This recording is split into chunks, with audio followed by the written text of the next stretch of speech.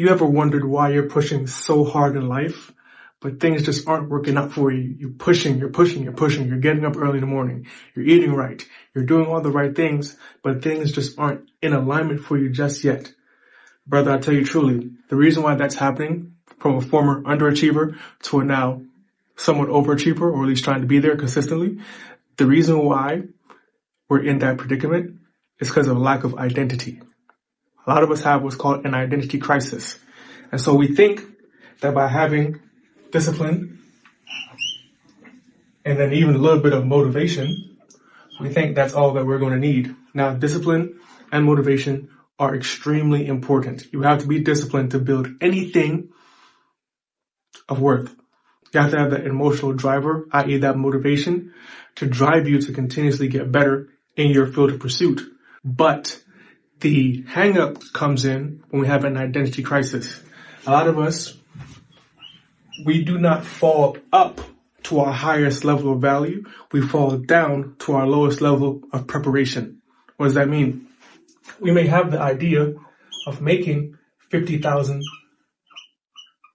per month, but because of social engineering and because of how we grew up and because of societal engineering at the same time, we have this discipline that we're trying to move towards, but our identity and what we identify as someone who makes this per month.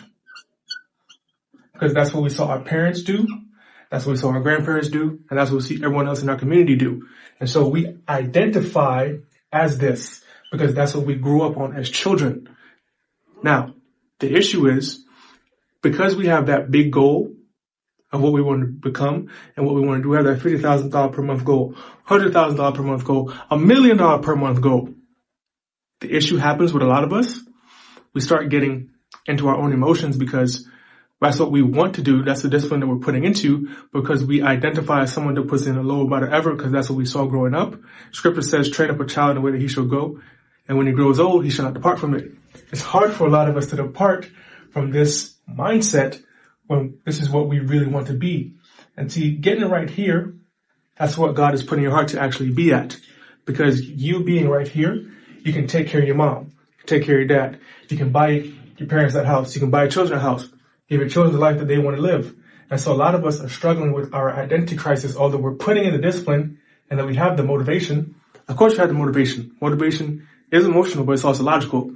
Of course you want your children to have a good life. Of course you want your parents to have a good life. Of course you want to take care of your family, take care of your animals, take whatever you want to do. Of course you want to do that. That's logically emotional.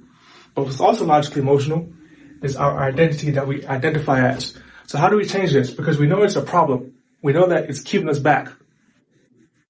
What you got to do is you have to change what I call the scam identity that was given to you. We all were given a scam identity. We all were given something that the world wanted us to be like, right? The world wants to keep you down here in this position so they can keep controlling you. And so we all have this scam identity. We all believe that we can't do something. We all believe that we can't do something because we believe everything the world says about us. If we look a certain way, if we talk a certain way, if we have a certain height, whatever it is, if our hair looks a certain way, we all believe it because that's the identity that we were brought up in for our societal and social engineering. That's how we were brought up in. But if you want to get to a higher goal than what you've already been at, you have to change the scam identity and you have to step into your Christ identity. Okay? You have to step into your royal priesthood. When you step into your royal priesthood, that's where you can step into the mindset that God has placed into your mind to have. He wants you to be at that level where you can start taking care of your people, start taking care of who He put into your life to take care of. And so you have to change the identity of the world and step into the real identity of creation, step into the real identity of the kingdom. Now that the discipline that you've been putting in and the motivation that you're putting in will be aligned with the identity of royalty, and your life will change.